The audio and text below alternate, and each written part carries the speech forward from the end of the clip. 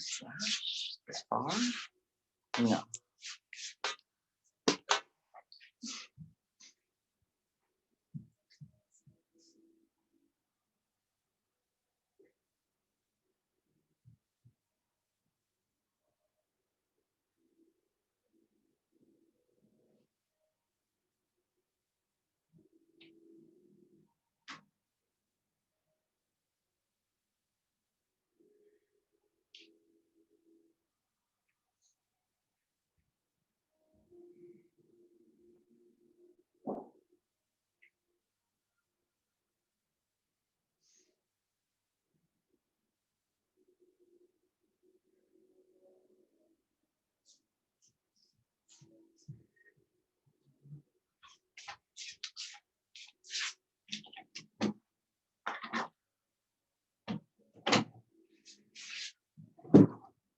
No.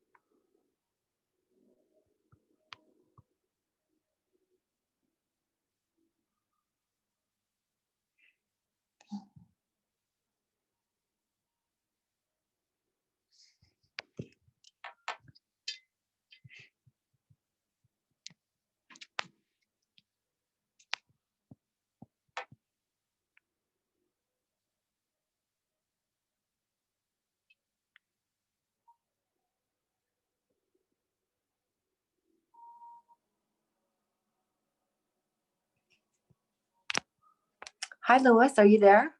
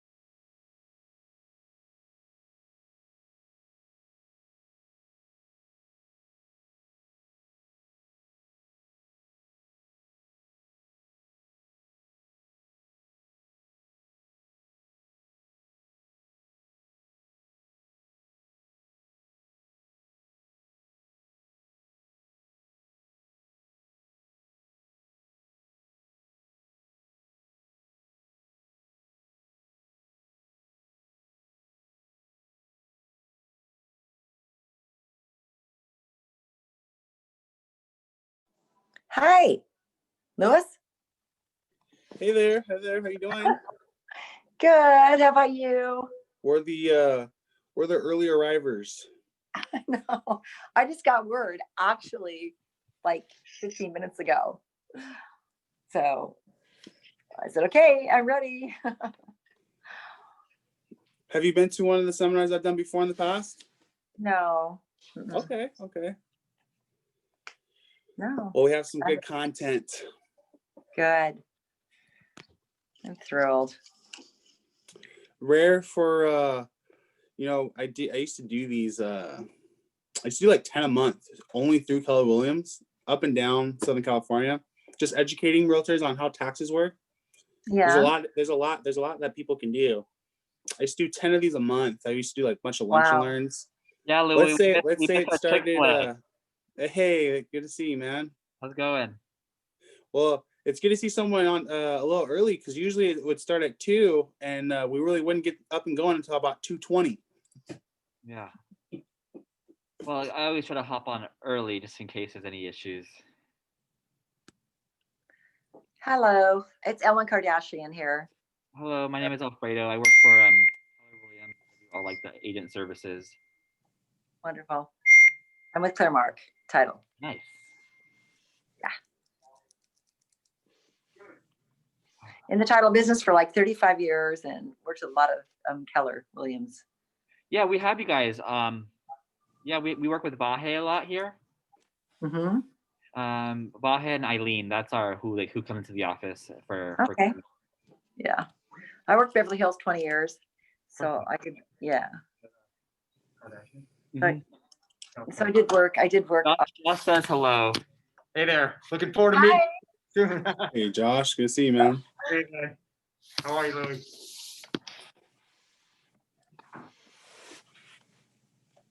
That's all pretty exciting. Yeah, we've been like so busy here. Thank goodness. I'm like a little bit overwhelming some days, but we're making it. That's good. That's a good problem to have. Yeah, it's a great problem. I'm not complaining. I had last week, right before Thanksgiving, I got the update from one of our fitness studios. They're going to be closing the doors. I don't know how many fitness studios have had to like help close their doors. That's unfortunate. So it's a good problem to have. You know, a lot of people wish they had a lot of business that they're overwhelmed with, you know? For sure.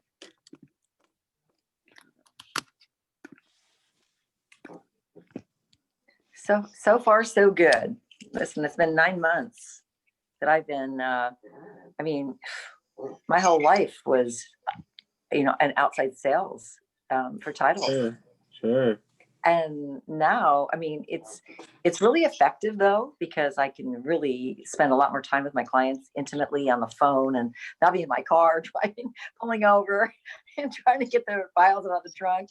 It's worked out all right. I think with us all being client-oriented business, sales, whatever, I think it's actually made things more convenient.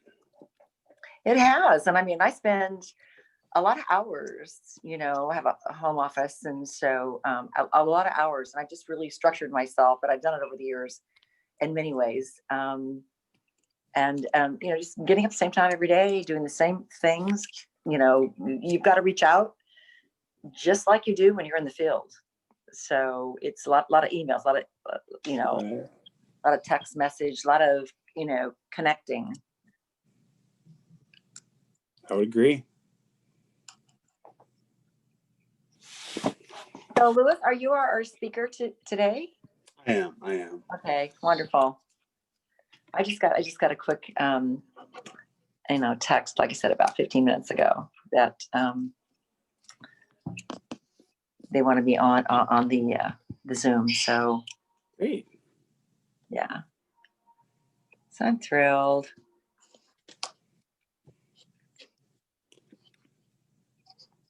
So how are you guys all finding business then? Good? For us? Yeah. We're a CPA firm, so majority of the business comes from Yelp. That's our biggest revenue generator is Yelp. and that's it's been good. Yeah. Good It works connections. really well. It works really well for us. Hey, Louie, are you gonna need screen share?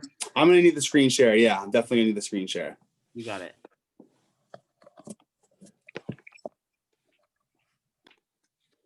Hey, guys, happy Tuesday. Come on, Josh. Hope everyone's doing well. Hey, Louie. Happy to have My you. wife, I'm telling you, Josh, my wife loves every week Daddy and the Dude. She loves it. Love it. Thank you. We got a 15-month-year-old, so Wow. she wants Oh, me to wow. be doing stuff like that when There you go. she's I'm up setting and the bar, going. man. Yeah. Love it.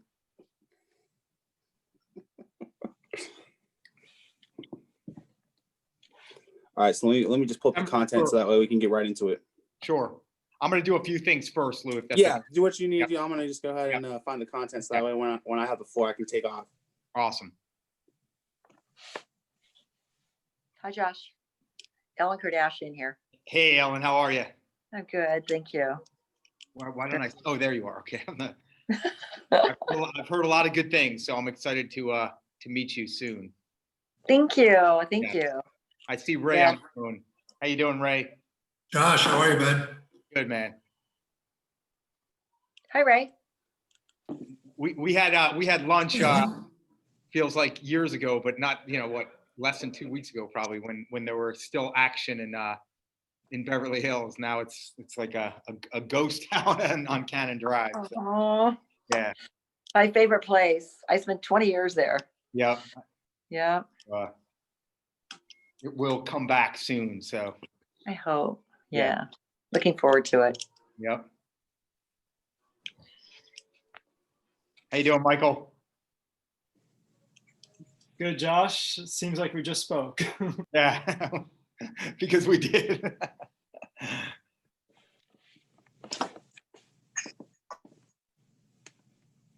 We'll wait another minute or two, and then we'll get going. Yeah, sure. I'm no rush. Okay. Do we have new agents on the call? You're always signing up people, and I just want to make sure they put a face.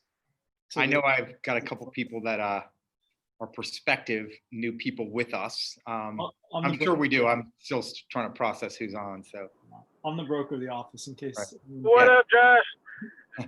what's up, Jared? How are you, man? My team's on and they're new. There we go. I see Nicole. Yeah, Rosanna I don't see Rosanna, but somewhere. should be.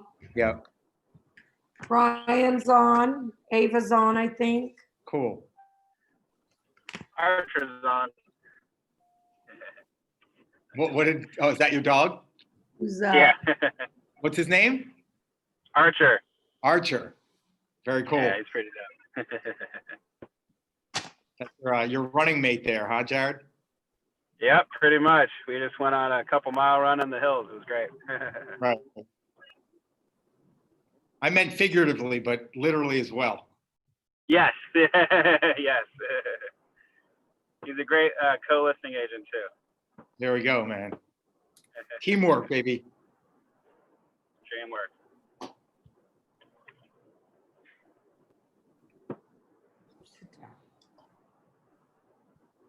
How you doing, Matt Miller? Another dog.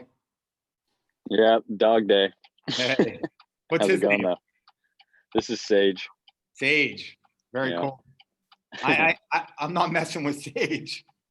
She's like What? she's the most friendly dog ever. Wouldn't hurt a fly. Seriously, she's a big scaredy cat. Yeah, You guys wouldn't know it, but I got 7 German Shepherds. in I my- know it. Yeah, yeah. Oh, we all know it. We see your Facebook and Instagram. There's 4 more outside. Look, they're watching me work. There's 2. Yeah, they're Very cool. good. I'm training them. They're actually doing really well.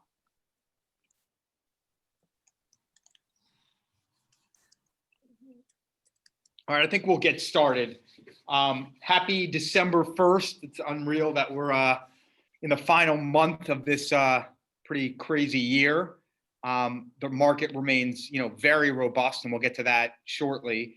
We're well into, figuratively, into 2021, and obviously coming back to preparation and planning for what we all hope to be an individually and collectively stellar year. I definitely think we've got a lot of positive momentum going into the new year. And I really encourage everyone, if you haven't built and created your business plan, to reach out for help. And we've got a lot of resources here that will help you do that. Toward that end, on our next town hall, which is 2 weeks from today, which will be the final one of the year, we're going to be doing a little piece on the MREA book, The Millionaire Real Estate Agent, which is just an unbelievable resource to really building $1 million real estate business, netting $1 million. So I really encourage everyone, if you haven't read that book, to absolutely read it. And if you have read it again.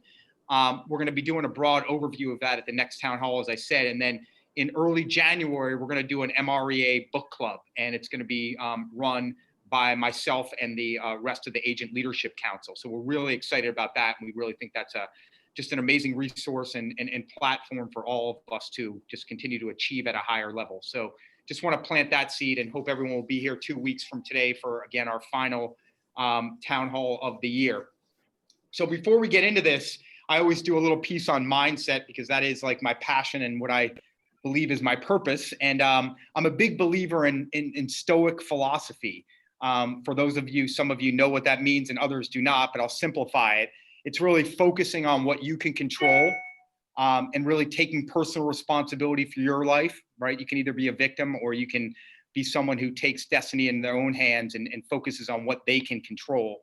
And in one of our power sessions, I guess it was yesterday, it feels like ages ago, we talked about the serenity prayer. Some of you may or may not be familiar with the serenity prayer. Does anyone know what that is? And does anyone want to tell us very simply what the serenity prayer is?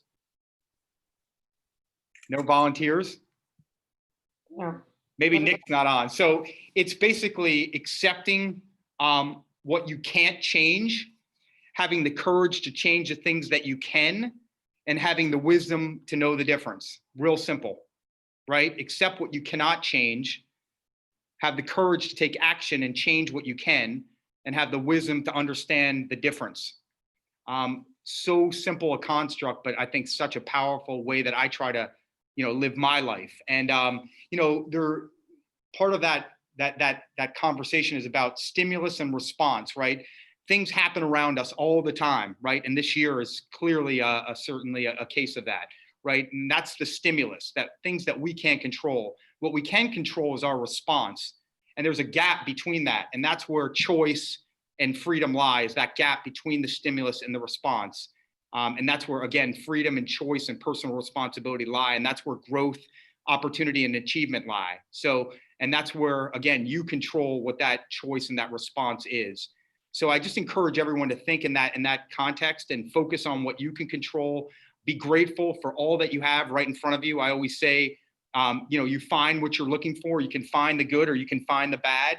You can find the problem, or you can find the solution. You choose. That's your choice.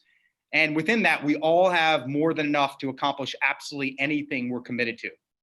And it really all comes back to action, right? Nothing happens without action. Taking theory and turning it into practice. Be curious, surround yourself with great people who are willing to share, from whom you can learn, but then take what you've learned and apply it, because all that knowledge is meaningless if you don't put it into action.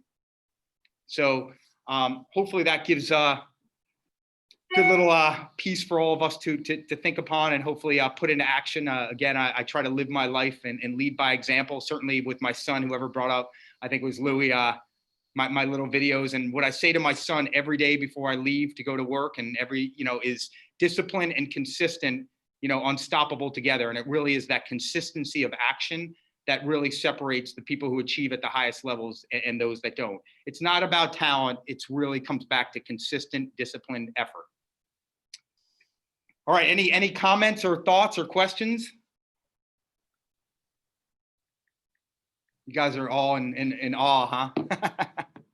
Hey, listen, I've seen some agents who have and they're very talented in their own right, but they're not like the typical definition of $1 million,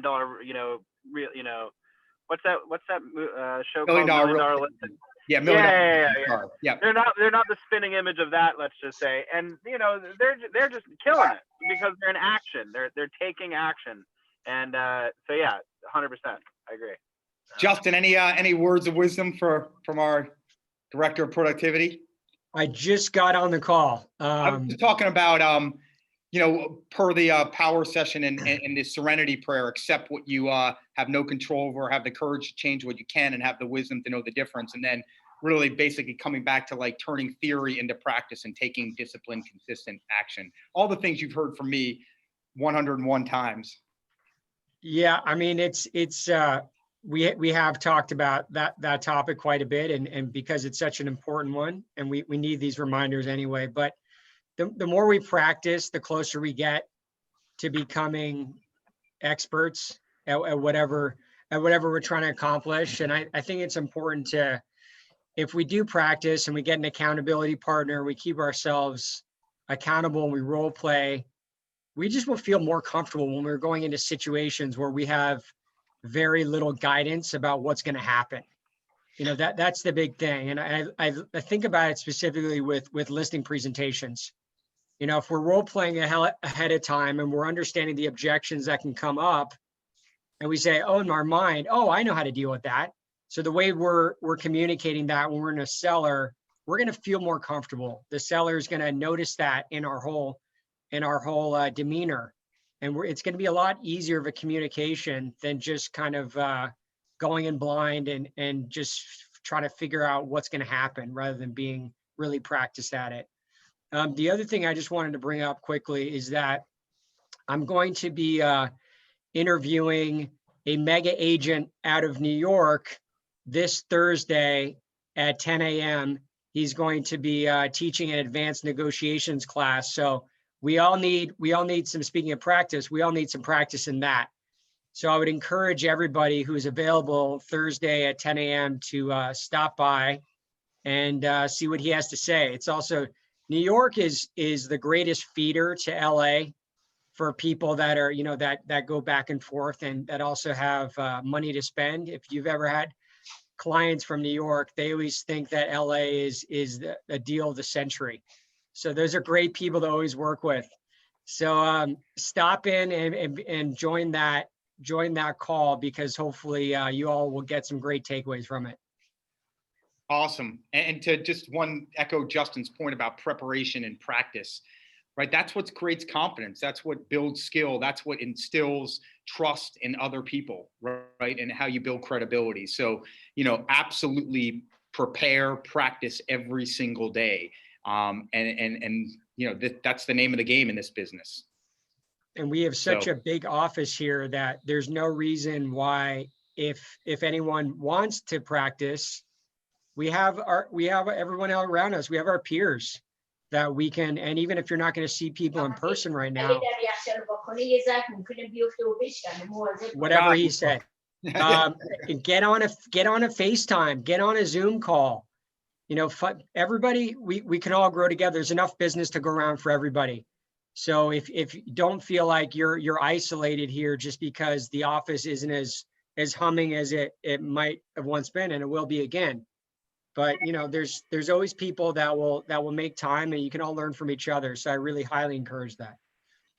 None of us is as smart as all of us. So Exactly. Love it. All right. Thank you, Justin. Appreciate that, man. Michael, I'm going to turn it over to you, our broker of record. All right. Yeah. And I just to echo what Justin said, it's so easy to set up a Zoom call with, you know, 1 or 2 or 3 or even more other agents and just do a power session amongst yourselves. It really does help. So COVID, you know, it just doesn't seem to be going away. And we are obviously, everyone knows we're under stricter stay-at-home orders. Luckily, real estate is sort of where we've been this entire time. So I just want to make sure everybody's following the guidelines. No door knocking. They say, you know, do not door knock, especially now with the stricter guidelines. They haven't restricted placing flyers on people's steps or, you know, where you normally do that. So you could do that, but do not knock on people's doors. If you're doing showings, Peat forms limited to a buying party, and just be safe. Another thing that's come up, with more and more people coming down or having COVID, if you're showing a property or need to show a property and somebody had tested positive for COVID in the property, make sure that they have a negative test within the last 2 weeks, 14 days before you enter the property. It's not safe to do so before that, and you're putting clients, potential buyers, buyers at risk.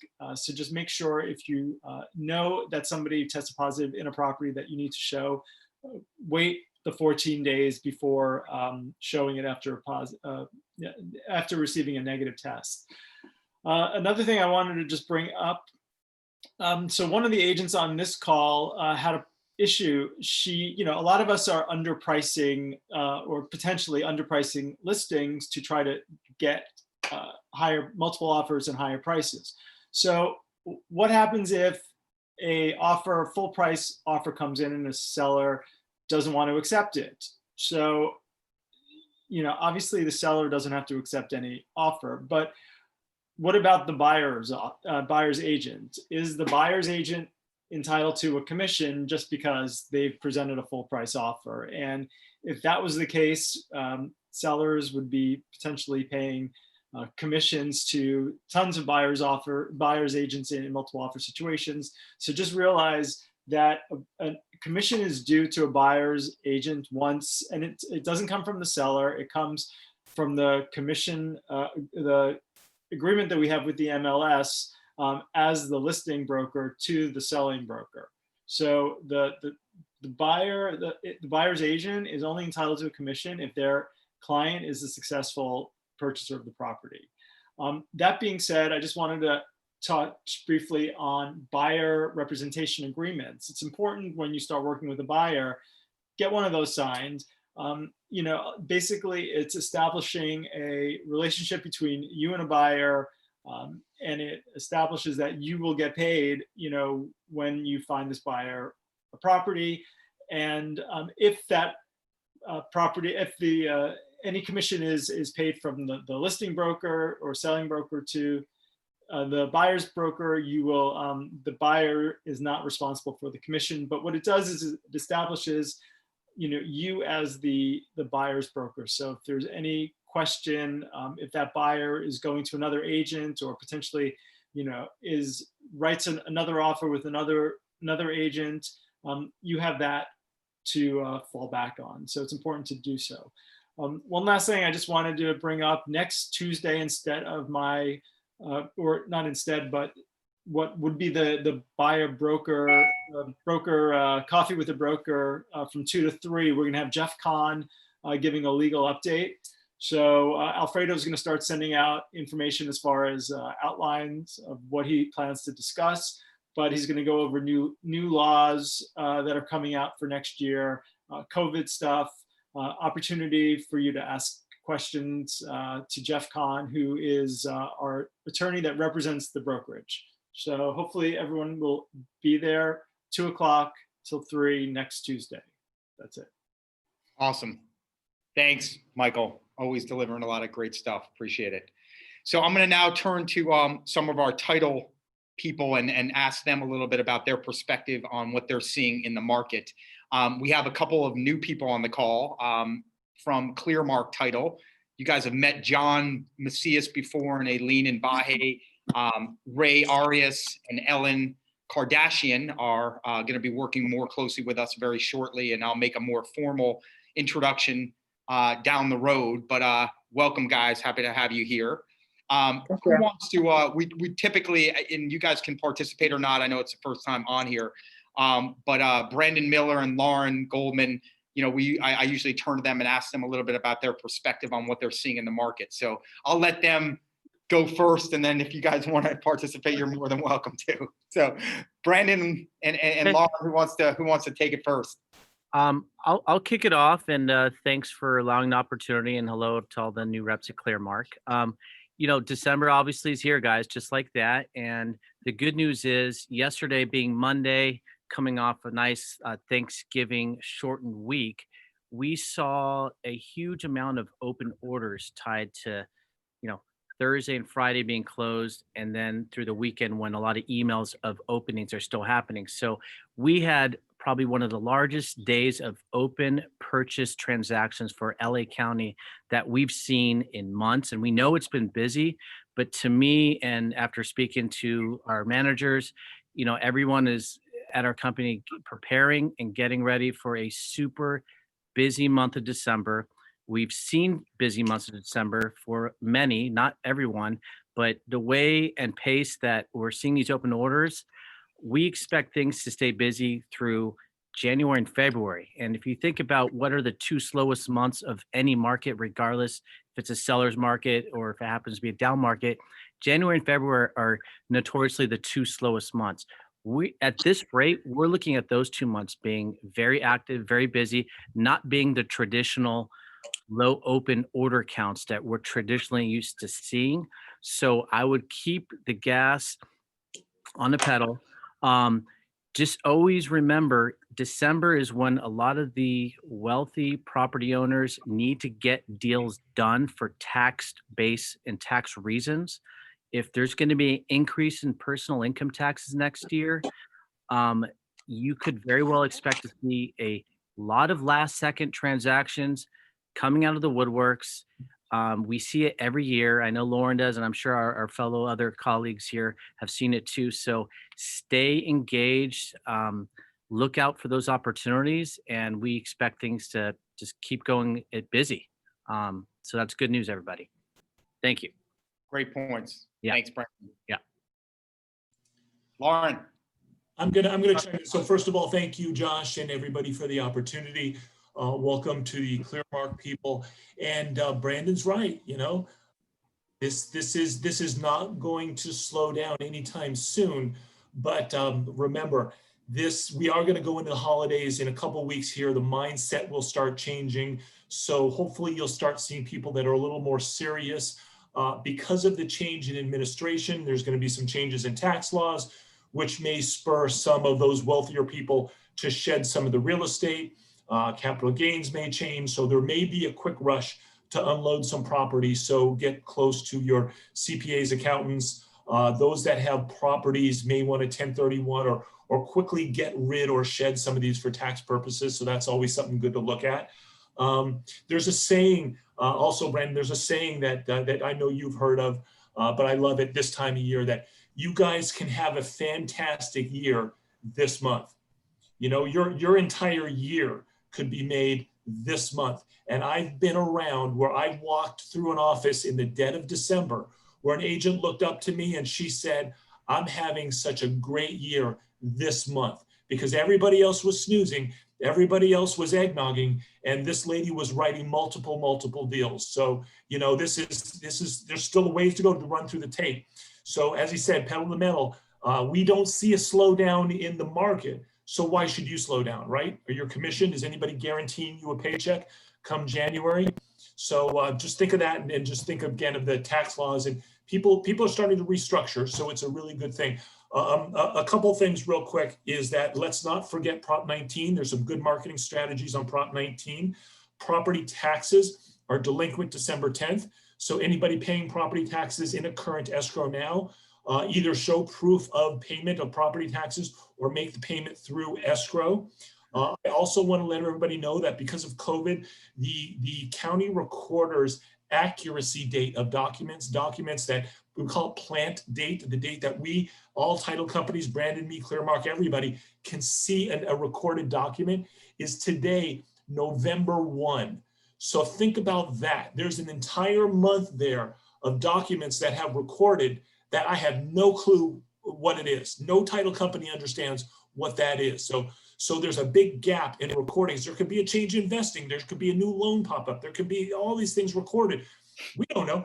There's coverage in the policy for this type of stuff, but the gap period has never been so large that I can remember, a full month back because of COVID. So there's a big dangerous space there for the unknown. And then lastly, I just want to wrap up with Josh, I'm listening to you. I listen to you every Monday and Wednesday. It's fantastic. I join on Justin's calls on Thursdays. And I think the best thing, guys, the best thing, we all issue a title policy, right? So the best thing I could provide to you and to your sellers and buyers is just trust and confidence that when you need me, I am there, meaning that I have the experience to get on a call with them and smooth things through. I may not be able to solve their problem on the call. It may be somebody unwilling to do something where I can't help them, but I will give them the attention, they'll trust me, and I know how to speak to buyers and sellers so your deal stays on the track and they go away knowing that somebody cares, somebody is actively involved in their transaction, giving them every little piece of advice that I can and a roadmap to close. But at least it's, as Josh says, it's a feeling. It's not what you say, but it's how you say it. So you're not alone out there. Bring in your buyers, bring in your sellers, bring in everybody, even if I'm not on the deal, bring me in on the conversation. I bet you I can walk away with a happier customer. Thanks, Lauren. You're awesome. Appreciate it. I see John just jumped on as well. I did a quick intro of Ray and Ellen. Do you want to take the floor for a minute on the Clearmark front? You're on mute, John. So John's the CEO of Clearmark. Yeah, great to see all of you, and happy. We're in the last month here of 2020. Is that a good thing, bad thing, or what? But you know, I know as Lauren was saying, the market is been, you know, it's an interesting time. It's been very busy, you know, out there with transactions closing. The real estate, you know, real estate side of things on the purchase market has been just been consistent and just getting more and more. You know, of course, with less inventory out there, it becomes a little bit more of a competition to acquire these properties. But overall, we're seeing a lot of exciting things ending this year and then going into 2021. I'm really excited about 2021 for how our industry is going to develop, and it's going to continue to stay busy. You know, here at Clearmark, we're just on the forefront of developing, you know, a better way of doing business, of interacting with our clients, of partnering with them. You know, Lauren had mentioned, you know, being the go-to for any way that we can help and partner with you and make your business a better way of doing business. And with the addition of Ellen Kardashian and Ray Aries to our company, we're super excited. They have years of experience in the title industry, in closing industry. So we're just excited to have them here to be a part of the family with all of you and be able to help you achieve your goals. And just know that we're here for anything that you guys need to discuss, get on a call, again, talk to you, your team, your clients, and making sure that they have the information that they need to have the confidence to be able to move forward in a real estate transaction. So again, you know, thanks for your time, and looking forward to finishing out this year strong. Love it. Thanks, John. Ray and Ellen, anything you guys would like to say? Or Ray, are you there? Right here. Hold on a second. Hold on. There you go. Hey, listen, guys, ladies, gents. I'm very pleased to be part of the Clearmark title team. I have fortunate enough to bring over Ellen Kardashian. She and I have worked together for the past 20 some odd years. She brings a wealth of knowledge and experience for the West Side operation that we are producing. We're excited about what's going to take place in the very near future.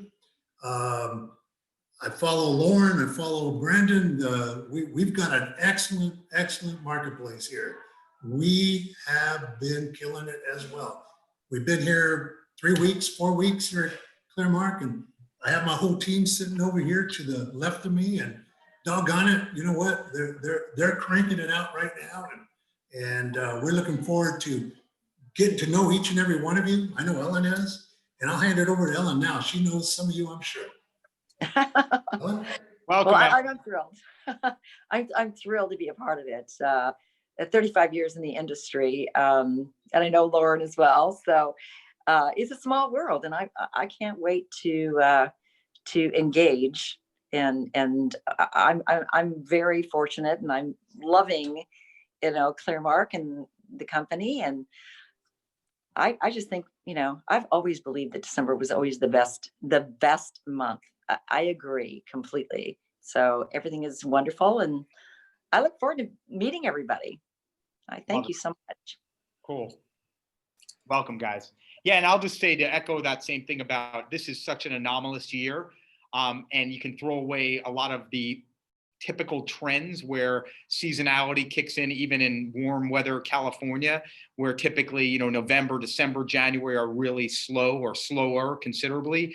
I think you can throw all that out the door in light of what we're experiencing now. So a very robust market, a lot of unique dynamics, and this is such a great opportunity to keep your foot on the pedal, to stay in motion, to stay in action, to stay in the conversation, and get your unfair share. At the end of the day, that's what it's all about. And that comes to those that are in action and are in the game. So I think that message is loud and clear. And I hope that is definitely reflected in our environment, our people. So just proud of all of us and proud of all of you guys and what you've accomplished and what we've yet to accomplish this year and next year. So awesome. All right, before we have our special guest who's going to talk about some of the things we've introduced, I'm going to do one round of wants and needs before we move on to Louie. So who wants to share any wants and needs and or coming soon or off market opportunities? Don't be bashful. I'll go, Josh. Can you hear me? Yes. I've got a client up in San Francisco who's looking for a place down here, 4 bedrooms. They want Pacific Palisades. They want a view of the ocean. They expect to spend between $4 and $5 million. And they've seen everything on the market, and they're not thrilled with it. But as soon as we can find them something, they're willing to get on a plane and come down. So they're serious, but they're not. They're willing to wait for the right, property. They're willing to do a little bit of work. They're not developers, but they're willing to do a little bit of work. Awesome. And don't forget to go to our KWBH virtual, guys. We're trying to, create much more awareness around that site, which is not only has our calendar with all the Zoom links, but has several helpful links that has a lot of resources, including any off-market opportunities. So that's a great resource in place for all of us to go. So Michael, I would encourage you to utilize that as well. Okay, will do. Look at that. Thank you. KWBHvirtual.com. Can I go, Josh? Kathy, you're up. Yes. So I have a buyer who's looking to buy a view property. He would prefer to do all the work himself. Yes, I see your hand, Jared. Love it.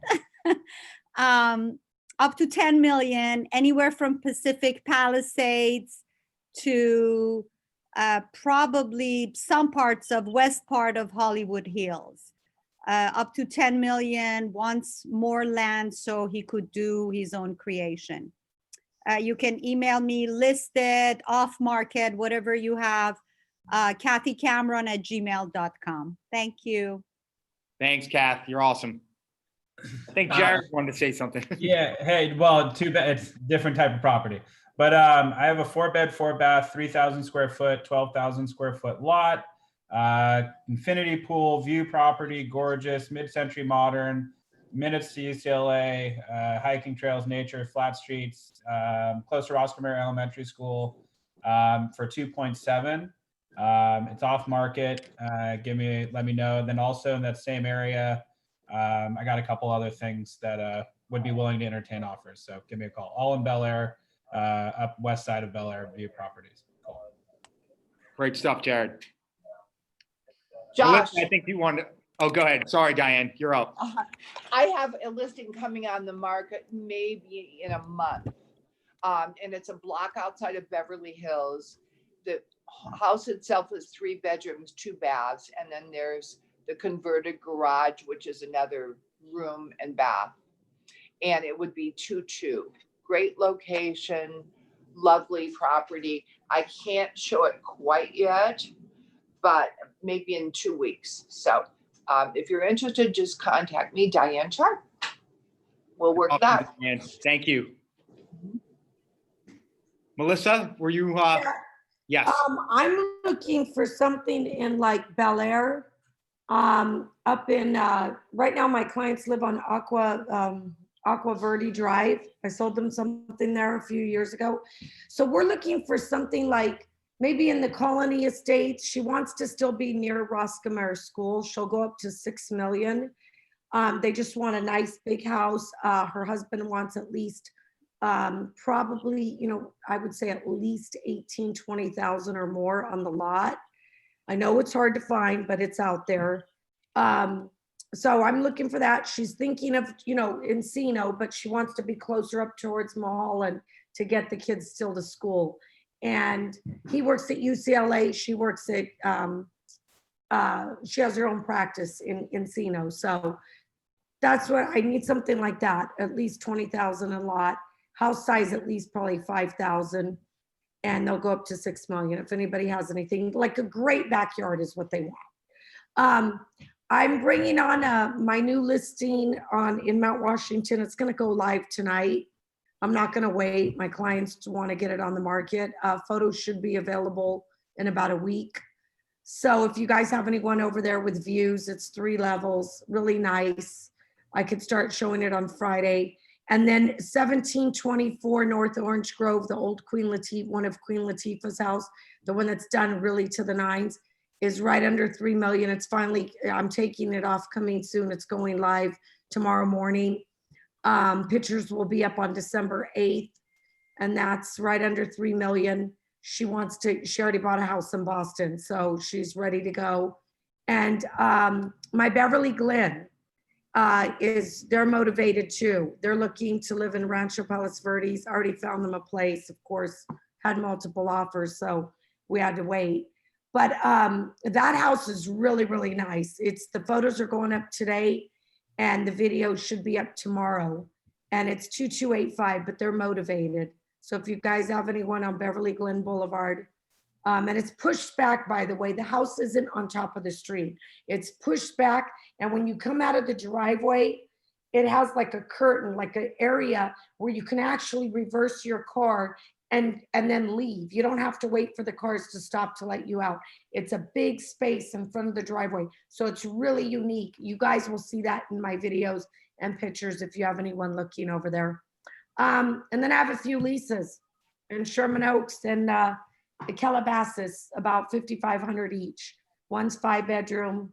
Sherman Oaks is another 4-bedroom. So if you guys have anybody that needs to lease, let me know in those areas. Can you text me your leases?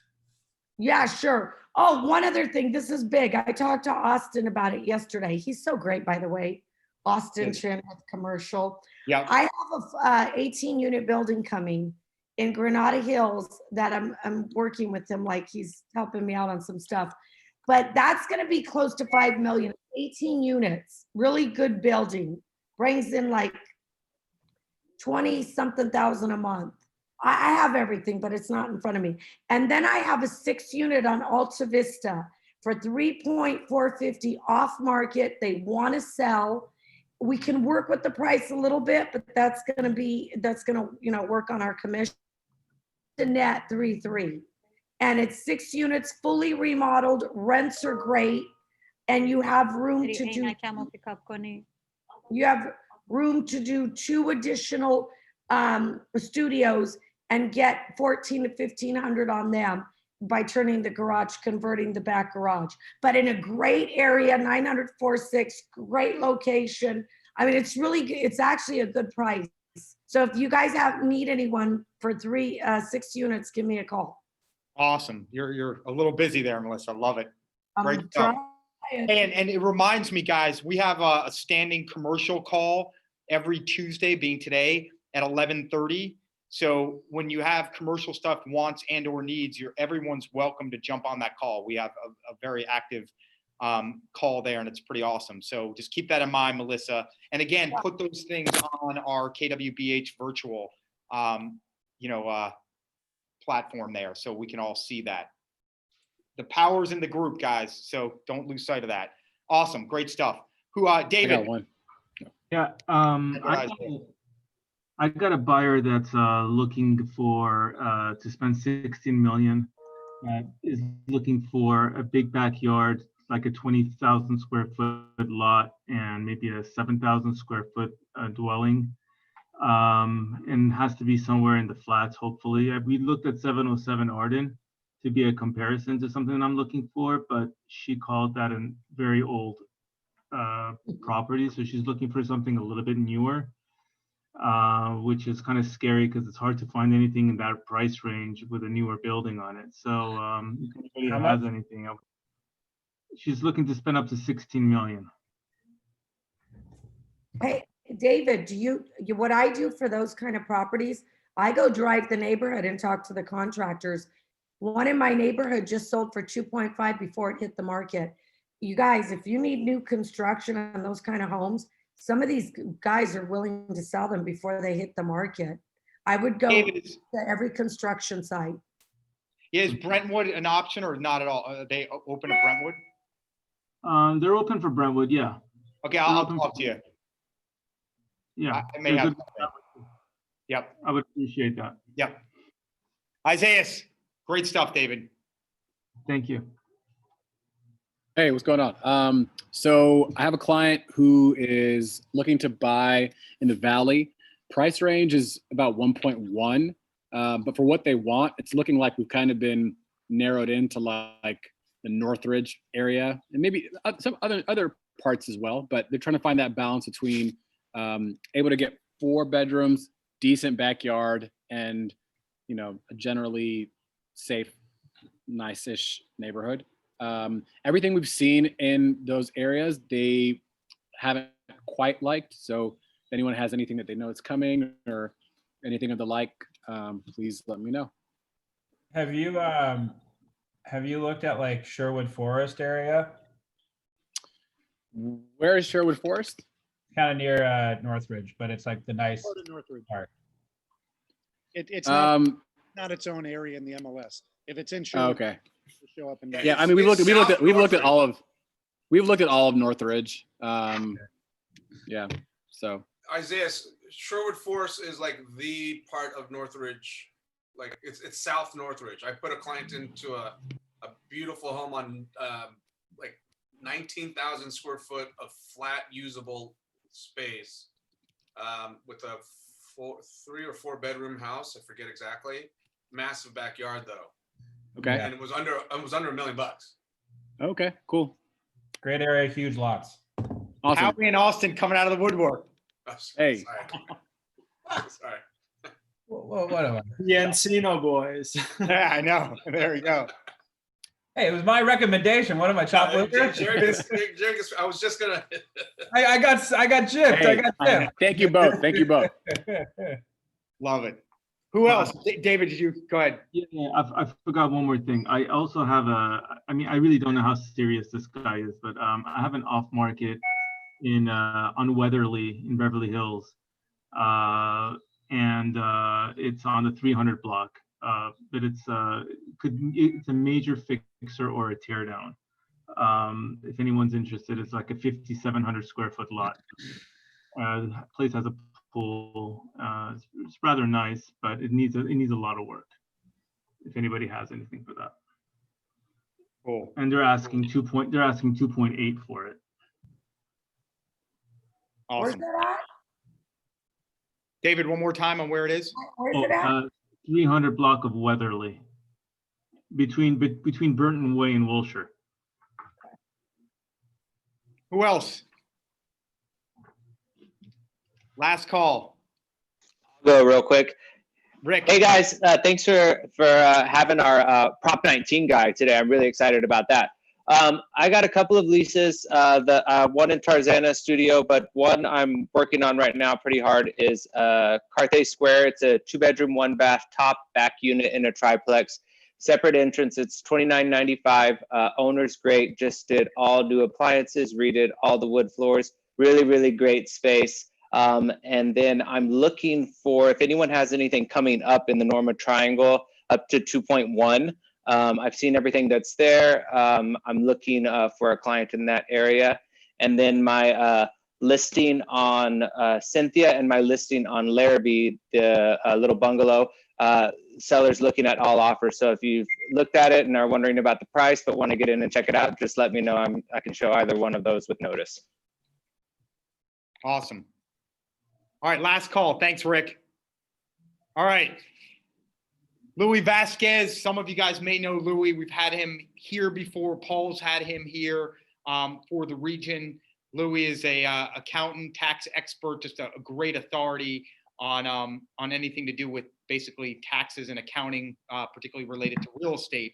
So in light of all the things going on in our world now, particularly as it relates to Proposition 19 and any other related new laws and or new propositions, we wanted to have Louie on and give us some of his perspective and insight and give you guys an opportunity to ask him questions. So Louie, thank you for being here. Really appreciate your valuable time and wisdom. Maybe you can just sort of kick us off and then we can open up to questions. Hey everyone, let's get right into it. Just in the interest of everyone's time, we're gonna go over Prop 19. Have a lot of good information here, a lot of updates, a lot of answers for you guys. So time well spent for those of you that can still stick around. I have, I'm gonna pull up my little PDF here and we're gonna get right into it. Okay, guys, just give me one quick second.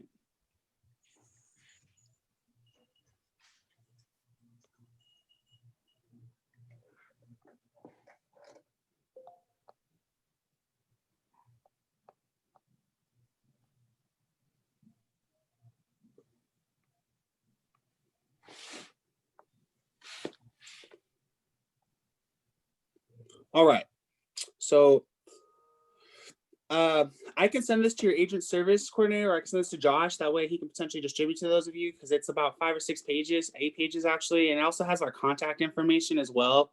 I own a CPA firm. We have 2 offices, one in the Los Alamitos, that's our Los Angeles County location, and then I have another office in Irvine, that's our Orange County location. We're very well known within Keller Williams. I see some of you here. You've been to some of my past seminars, so it's good to see some of the other people here. Gonna really just jump into Prop 19, how it's impacting us. And then for those of you who have any questions later on, I have a pretty good Instagram with a lot of content on there. So you might want to jot our Instagram down. And there's our office line. It's the office cell phone. You feel free to call or text. Then I have my 2 assistants there if you just want to jot that down as well. They're going to be your best bet in terms of getting responses very quickly as we're going into a very busy time of the year for us, and with tax planning and then tax season coming up. So I'm really excited to get into this, guys, and it's gonna be a lot of great content. You'll definitely learn something here, okay? So Prop 19, okay? Prop 19 is awesome. 2 years ago, they had Prop 5, I think it was called, Prop 5 or Prop 8, which is essentially trying to do exactly this, shifting the seniors homeowner basis for the property tax assessment. They tried to pass it 2 years ago, but it didn't pass for whatever reason. But it's great that this Prop 19 is passing, definitely considering the environment of the appreciation with home values. So who's really eligible for Prop 19? 3 main people who are impacted eligible: seniors 55 and above, disaster survivors or disabled persons. So disaster fires are gonna be people that experience wildfires, etc., or disabled people. And then also those of us who are inheriting property, okay? The biggest thing with those of us who are inheriting property and the property is not going to be used as a primary residence, you're going to actually inherit the property and you're using it as an investment property to generate income. You will no longer be able to inherit the basis. You will be reassessed. That's probably the biggest caveat with Prop 19 is the fact that if you're inheriting property, you no longer will be able to inherit the property tax basis. That's going to be reassessed. This is going to have significant impacts for people who have been long-term tenants. And I'll get into some examples coming up right now, okay? So we're gonna have to kind of walk through this together, guys. And you know, at the end of this slide, I'll be happy to answer questions as we get into the next slide. So let's say I'm a senior, I'm over 55, okay? The biggest things to take away are these 3 facts, okay? You're eligible to use Prop 19. You have 3 attempts. You're able to use Prop 19 3 times, okay? And then this is all going into effect. It has to be done after April 21st, 2021. That's essentially the deadline. April 21st, 2021 is when this comes into effect. And then you have 2 years once you sell the property to acquire a replacement property, a new property. those are the three main points from this proposition. And let's go into some just examples with some numbers and scenarios. So that way we can have some real world situations. So that way, as you're dealing with your clients, you'll be able to potentially utilize this and potentially get a deal here. So let's say I have a 55-year-old senior, they're purchasing a new home and it costs less than the sales price of their old home. So they're selling a property for a higher value than the replacement property will cost. So here's an example. Let's say someone 55 plus, they purchased a home in 1975 for $125,000, okay? And they decide to sell after the April 22nd deadline, and the fair market value sales price is looking to be about $950,000. So as you can see, the home has definitely appreciated, all right? And this is a real world scenario for a lot of our parents or some of us here that are seniors ourselves. This is a very realistic situation. So the first thing that you need to figure out is what is the current property tax assessment basis? Basis is a fancy word for value. What is the county currently assessing the property tax at? So I'm assuming they bought it for $125 in 1975. Here we are, 2020. Their current property tax assessment value is $245,000. So despite the property being worth $950,000, their assessment, they're only paying property taxes on the $245,000 property tax basis, okay? So assume a 1% property tax rate. And again, county to county, this fluctuates. I'm just doing a general, the average in California is like 1.015 or something like that. I'm just taking an even 1%. So this homeowner is only paying about $2,450 in property taxes on an annual basis, okay?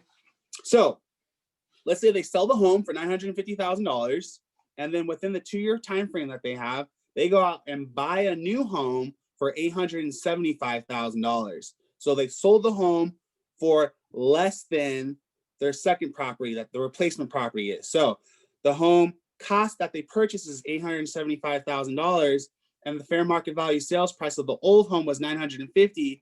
Understand that this scenario, the new property is costing less than what the original property sold for, okay? So because this transaction is less than their original purchase, the original sales price, the replacement property costs less than the property that they sold, they essentially bring their basis with them, okay? So without Prop 19, if they went out and bought an $875,000 property, they would have a reassessment of their property taxes. So the $875,000 purchase price for the home that they want to buy, assume a 1% property tax rate, their property taxes would now be $8,750 without Prop 19. But because this property costs less than what their old property sold for, they carry over their old property tax basis, the $2,450 they're paying per year. They do not get reassessed for the new purchase price of the property.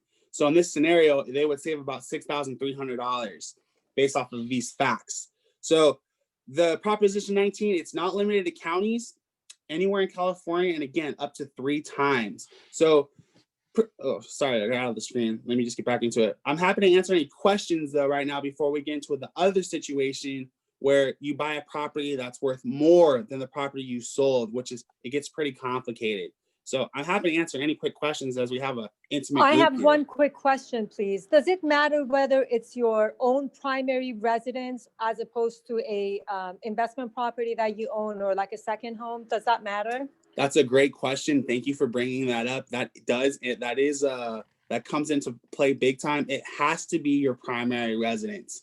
And you know, clients like to get real funny with these rules. You know, I love clients with IRS rules. They think they're cool. They think they have the loophole until the IRS contests them. And then the fury of God is slapped in their face. So if you're dealing with the client, what property do they claim as their primary residence on their home? That's essentially how they catch you in this situation.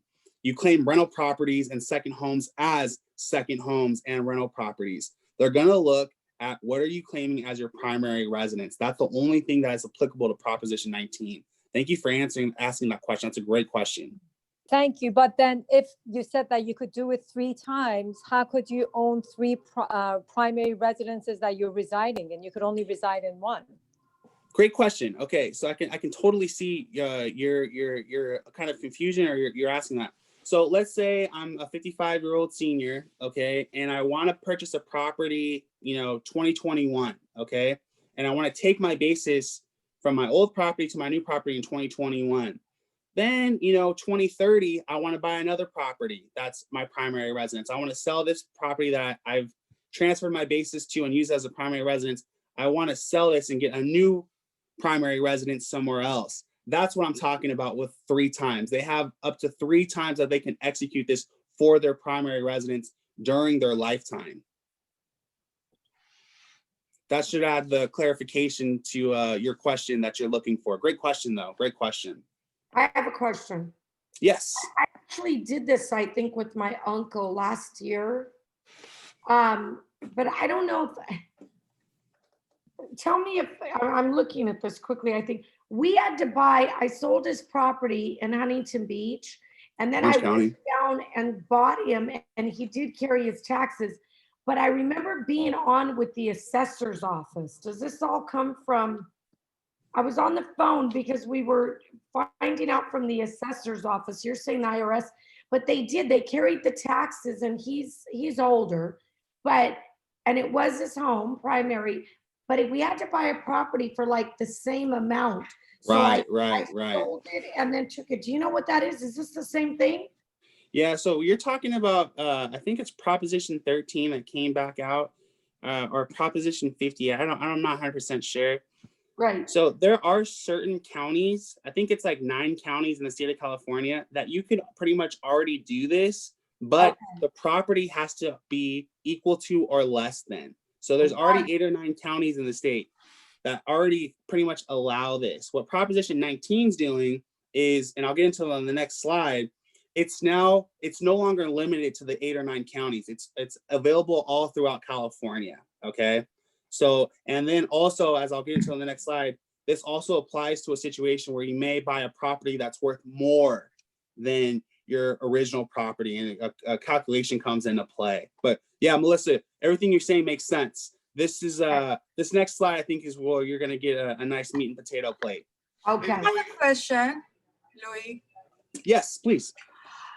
Is this only applicable when somebody sells? Or if they, stay at the same property, let's say that value is at $950 now, is it going to be reassessed for taxes, or are they going to still pay based on 125? Yeah, they would still pay based off of their 125 if they're not selling. Okay, this is only really coming into play. A lot of homeowners, a lot of senior homeowners, they want to move, but they don't move because they're so used to a low cost. They bought the property in 1975 for $125,000. Here we are now, home values just in a nice neighborhood in Southern California, you're looking at about $1 million just to get a home in a nice neighborhood for a 3-bedroom, 4-bedroom. Mm-hmm. So, that homeowner that's so used to paying their property taxes based off of their $125,000 purchase price, they go into a rude awakening when they purchase a new property, and now they're assessed at the new $1 million purchase price. So this is for people who are selling, not so much people who are staying in their home. Got it. Thank you. Hey, Louie, one last question. Sorry. Yes. If once the basis gets carried over, then it's still eligible for the usual annual increases up to 2%. Up to 2%, correct. Which is exactly what I have on this example. Let's say I bought it in 1975 for $125,000. My property tax basement over the time has probably increased to about $245,000. Right. And so again, when you purchase the new house, you carry forward the basis, and then it's going to just be the 2% increase off of that. It's not 2% of the new value. Yeah. So you're correct. If the property is less than what what they're selling for, it gets pretty complex. It's a pretty decent calculation when it's more than on the next slide that you're going to be. It sounds like a lot of people are going to be really interested in. Any other questions as we go to this next slide?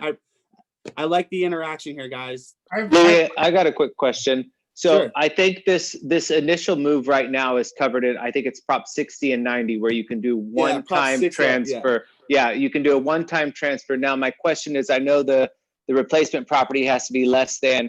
The main change to my understanding of Prop 19 is the ability to do this 3 times, and then the ability to go into a replacement property that is a higher purchase price.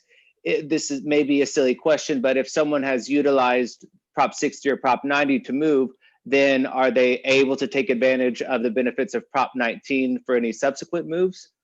Yeah, I think I'll answer a lot of those questions on this next page, but understand with the Prop 60, I was saying Prop 58, I knew it was somewhere around there. With Prop 60, you're limited to just the 9 counties that participate in it. And a lot of those, you have to move within the county or to one of the 9 counties that participate. So this is opening it up statewide, okay? So people can move from the Bay Area to Southern California. And then I think what I'm gonna be able, Rick, there's gonna be a lot of more information on this next slide. And then I wanna hear your question after that. How about that? Okay, cool, because I'll have another part of it. Sure. One more question. It has to stay in the state, right? She's dangerous. Watch her. Yeah, state of California, state of California, Yeah, state of because California. this is really good because when we go to listings, some people, you know, we already have the challenge of, oh, I'm going to sell my house for $1 million. What am I going to go get for $1 million? You know, that's a big challenge. So because they don't, you know, they're not going to get the same what they're living in for $1 million. So this is good when they come back at us like, oh, I'm going to sell and my taxes are going to go up more. No, it's not. It gets to go with you. I like this. Right, exactly. Which is probably the most common objection of not selling for seniors. Right. Yep.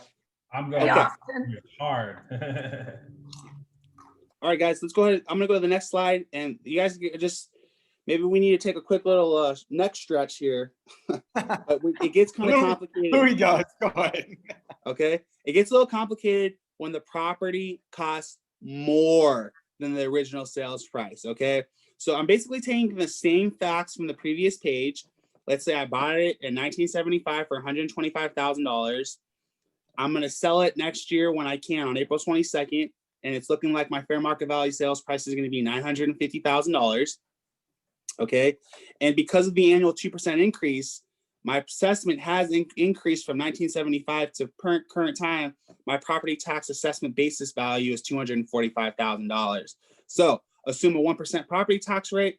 I am paying $2,450 per year on property taxes. Now, let's say the 55-year-old senior wants to purchase a home within the 2-year time frame, and this replacement property is going to cost $1.5 million. So they're going to sell their old property for $950,000, and now they're going to purchase a property for $1.5. Okay, so the new home costs $1.5, and the fair market value sales price of the old home was $950,000.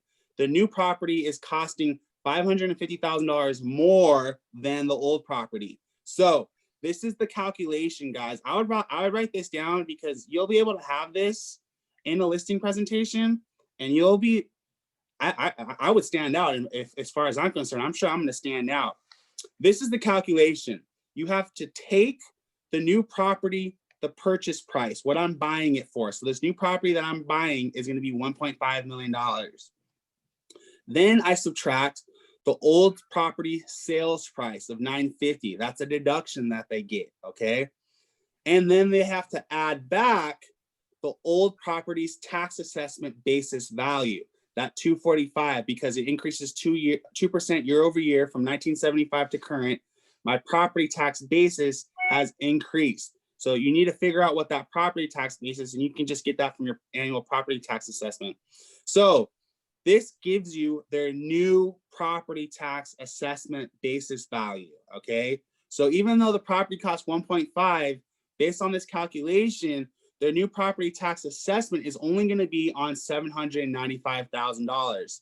So assume a 1% property tax rate, the 55-year-old senior, 55 plus seniors annual property tax payment would increase to just $7,950. Whereas before Prop 19, they would have been reassessed on the $1.5 million purchase price. And again, assuming a 1% property tax rate, they would have owed $15,000 in property taxes. So from this example, Prop 19's annual property tax expense would be $7,950, saving this homeowner $7,000 per year that they would have otherwise owed if Prop 19 would have not have came into existence. So guys, this is like master's degree taxation. Okay, I understand this is pretty complex. The common person isn't necessarily gonna probably understand this, but I'm pretty confident in my explaining abilities, any questions, I'm more than happy to answer them. It's actually not that complicated at all. Yeah, I was gonna say that's pretty straightforward. Well, I mean, I made it as straightforward as you can. You know, take, subtract, add, equals. You know, so I have a question. sure. You're basically getting credit for the new. Exactly, Josh. You're getting credit. Exactly. And you're adding the incremental piece, and you're paying the 1% on the increment. Right. In theory, this is done. This was written. The text of the law was written very, very well. Very well. Very, very well. Shadia, go ahead. And is the tax, property tax, income deductible up to $10,000 annual when it's your primary residence? Up to $10,000. It's very much looking like this next administration is going to get rid of that. But for now, yes, the property tax right now, so look at it from what Shadia just said, okay? If my property tax deduction is limited to $10,000, without Prop 19, I would have had $15,000 in property taxes. So about $5,000 of my property taxes would just be disallowed. But because of Prop 19, it only being $7,950, I'm still within that $10,000 threshold. So I'm still going to be able to not only get a very, very well thought out, played out property tax assessment, but I'm also enjoying the deduction because I'm less than the $10,000 threshold. Shadia, that's really good. I like that. Thank you. Yeah, that's We're hiring an experienced CPA, Shadia. You may not be a CPA, but it sounds like you're experienced. I like to learn a lot. Thank you, Louie. He's making too much money on this real estate front. Hey, Louie, I got a quick question. On your original example, let's just say someone purchases this, goes through Prop 19 for the second and third home.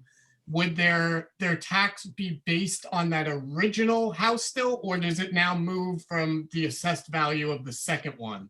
Yeah, so the property tax asset, so on this calculation, the take, subtract, add, the only thing that would really adjust is what you're subtracting.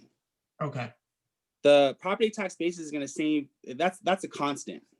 Gotcha. Yeah, so the algebraic X in your situation is going to be what I'm subtracting. Gotcha. Okay. Yeah, great question. Thanks. Well, this is great because I mean, this is sense to sell now. Yeah, I don't know why. I think it was Prop 8 2 years ago. I remember like reading on the ballot and us being so involved within the Keller Williams community as essentially a CPA firm that specializes in only real estate. I didn't understand why Prop 8 didn't get passed. I couldn't believe it. And then when Prop 19 came out, I think the California Association of Realtors, it's like $40 million they put behind this. So I guess your guys' realtor dues are actually going to something. Yeah, car back to this prop. Big proponent. Hey, Louie, I have a question. I mean, to me, I see the fixed basis is the critical component, but the other critical component is what can the seller, would-be senior seller, sell for their property today? And we know how hot the market's been. So it would benefit them mostly to sell at a high level rather than those who decide, let's say, wait 2 years and if the market happens to turn, that 950,000 fair market value today would drop to 850. Yeah, right. So therefore that 850 would be the new basis, right? That they're using. Right. So the real incentive, the way I'm looking at this is, given what we know now with the hot seller's market for the most part, it would behoove these, would-be potential sellers to do it as soon as possible rather than wait for the unknown. Yeah, to capitalize on today's pricing. Right. I completely agree, Brandon. And then devil's advocate, what do you think would happen with those that are not happy that this passed, those that plan to pass their properties down to their kids so that they can stay in their houses and take advantage of their tax base? Do you see them able to do any kind of creative quit claiming of their property before April to avoid having their house be in that potential situation? Yeah, I'm gonna get into that on the next slide. This is essentially this is the cocktail and the dinner at Mastro's on the beach. I'm about to get to the bill though. The caveat is coming up next on what you just touched on. All right. Louie, can I ask you one more question? Yes. I told you I'd come back. Yeah, I'll win for you, Rick. I know. So I'm kind of in a real world scenario with this situation on a property down in San Diego County, and the seller has already purchased her replacement property. And so I think in order, the essence of the question is for her to carry her tax base, she bought a more expensive property. She needs to wait to sell her property until after April 21st, basically, in order to use this to transfer over. Okay, Yeah. and then second part was, I see the value in this for people who haven't transferred via Prop 60 or Prop 90, but still for those senior clients that haven't utilized that one-time exception, if it's in a qualifying county, it would still be better for them to operate under the previous propositions because you don't have this differential margin that's shown here in this slide. Does that make sense, the question? Yeah. So this is really going to be for our guys who need it to be in a county that's not already covered in 60 or 90 and haven't already taken advantage of the one-time only deal. Right. Okay. I would completely agree. Rick, your regurgitation, you basically regurgitated what I just said the last 20 minutes in a great sentence. So you understand it very well. Yes. Okay. No, I appreciate it. Yeah, this is going to be huge for inventory next year. Huge. This is great. Yeah, this is great. Okay, so here's the situation with inherited properties, unfortunately. It's called the Lebowski rule. I don't know if you guys have heard it. The Lebowski rule. They called it the Lebowski rule because I think it was LA County. They were doing their assessments, and Jeff Bridges, who was in the Big Lebowski, Jeff Bridges inherited a property from his grandparents, and he was renting it out. And the property tax assessment was like nothing because he inherited the property tax assessment. So in California, it's called the Lebowski rule. You can look it up. Well, this is now defeating the Lebowski rule. So if I am inheriting a property and the property is going to be used as an investment property, and an investment property, it's a property that generates income. Okay. So if a property is generating income, you will not inherit the property tax assessment basis value, okay? Because the property is being inherited and used as an investment property, the property tax basis will be reassessed at the new fair market value from the time of inheritance, okay? So this, I think, is going to cause some problems within the rental market, as if rental market doesn't already have enough problems. So I have just a hypothetical situation, okay? Let's say I'm inheriting the property. Okay, here's the example. Mom and dad owned a triplex in Riverside County. They purchased it for $250 in 1995. Okay, and the current property tax assessment based on the 2% annual increase is somewhere around $325,000. But the fair market value of the property is $1 million. Okay, well, I used to be able to inherit this $325,000 property tax basis. So mom and dad were paying about $3,250 per year. And I used to be able to inherit that. But now with mom and dad passing away and I'm now inheriting the property and I want to keep it because there are good tenants in the property, it cash flows positively every month, and the house and the triplex is all paid off. So if that's the situation, taking into account that the property is now worth $1 million, we have a problem because the property tax assessment is going to be based off of the current property's worth. So assume 1% property tax rate, and my property taxes now go up to $10,000 from the $3,250. Okay. So it's a $6,750 increase. And with all increases, it gets passed on to the consumer, the customer, which in this situation is the tenant. So the tenant now is going to you're very likely going to have to increase the rents for the tenants just because you can't sustain that business model where your property taxes basically doubled. So this is a problem for people inheriting like basically any type of investment property, which would include, shopping centers, real estate portfolios, because the property tax is going to be reassessed in an environment where commercial real estate is really struggling. This is just going to add to that problem, unfortunately. So I think this is as good as an explanation I can make it, guys. This is really the devil in the details here. Louie, what if the inherited property is not used for income producing. Yeah, if you're living in the property, if Yeah. mom and dad passed away and you move into it, Yeah. you will inherit their basis. But if you inherit it and turn it into an investment property, Right. then yes, it will be reassessed. How the state is going to patrol this, I have no clue. Yeah. Yeah. I Or have is a there a period? question. Sorry, Shadia, is there a period of time perhaps that if you inherit it, you can live in it as your primary, excuse me, before then turning it into a, Sure. That's a great question. I don't have the answer to that, Howie. That's a great question though, because what happens if I inherit it, use it as a primary residence for a year or two, and then decide later to turn it? When does that Back to how they assessment come into policing play? it. That who you know? Louis, am I hired? Not yet. What if the property's in a trust? Regardless, it doesn't matter.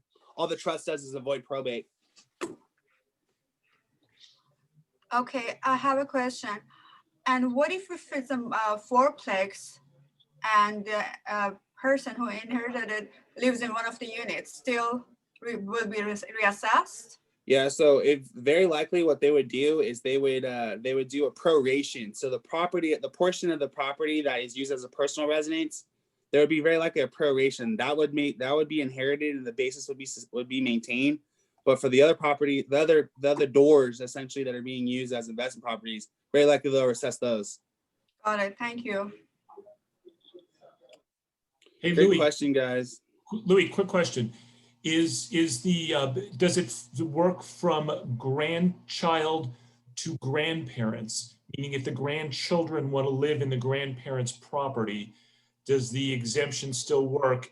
And number two is, what if a homeowner only owns 50% of the property?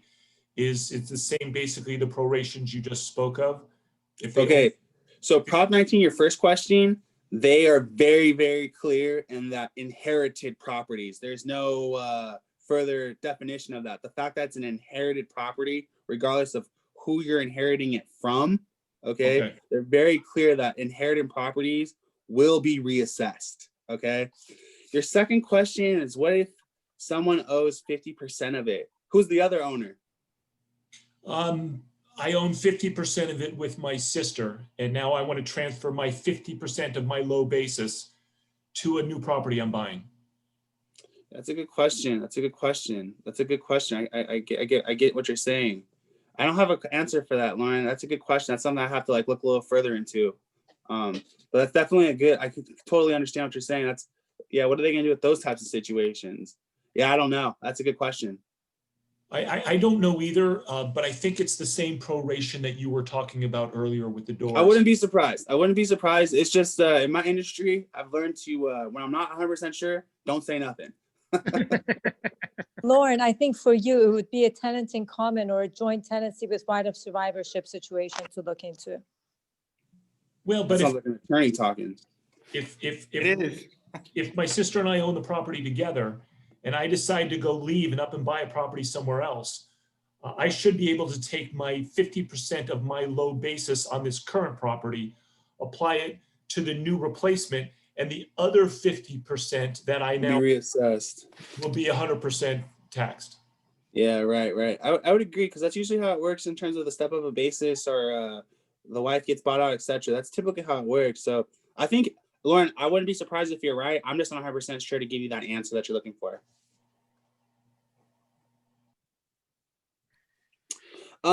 I do have a couple more slides if you guys want to hang around. It's probably like another 10 minutes, but really it's content that I feel like it's not completely understood within the industry. It's basically going over how the principal residence exclusion works.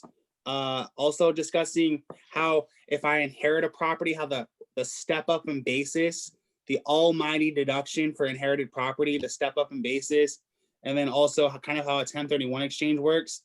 It's about 10 more minutes of content if we want to get into it. If not, we could probably do something like this in the Q1, Josh. What do you think? I mean, if you don't, I'm sort of inclined to say it's a lot to process and let's wait till Q1 unless people are adamant against it. I will definitely bring Louie back. Clearly, he created tremendous value and there's a lot to process here. So if everyone's okay with that, we'll make sure it happens, in January. Yeah, what I can do is when I email this to your agent coordinator, All of it's here, and all the agents and everyone on this call. You can look at this later and probably do something Q1. And then Josh, before I take off, guys, it's very much looking. We were very, very animate on the PPP loans, Paycheck Protection Program loans, back in April when they were released. I think that Congress is going to pass something before the end of the year, just because of how bad the economic climate is for other business owners. Real estate's doing very well, but a lot of other industries are struggling, to say the least. So we also will be on top of any other economic or government stimulus that comes out, so that way we can point you guys in the right direction on how to apply. Did you say you're gonna send these forms? Yeah, Alfredo's gonna get them out to everyone. Yeah, we'll send it to Alfredo. Yeah. Look it up, Alfredo. Louie, you're awesome. Louie. That was phenomenal. Really, really, really good stuff. So thank you, Yeah, very guys. much for always Feel delivering. free. That's the direct contact information, guys. That's an office cell phone. I have a full-time employee that literally monitors the cell phone, 714-440-4839. If your clients run into problems, questions, we're really becoming kind of, like Josh said, an authority within the Keller Williams community in terms of real estate taxation. And happy to continue the relationship with anyone here. Thank you again. Thanks, Happy Louie. New Year, man. We'll talk soon. Thanks, We'll be in guys. touch, guys. Take care. Have a happy holidays. Hey, thanks everyone for being here. Hopefully that was a lot of great stuff. And stay safe, stay healthy, stay in motion, and hope to see everyone back 2 weeks from now, and obviously in the interim as well. So thank you all. Thank you, Yeah. Josh. Great stuff. Bye-bye. Thanks, guys. Thank you. Can we get a copy of this? I'm sending it to Alfredo. Alfredo will have this within the next minute, and then you can get Okay. it from Alfredo. Okay, thank you. All right, you guys, take care. Thank you. Okay, sorry.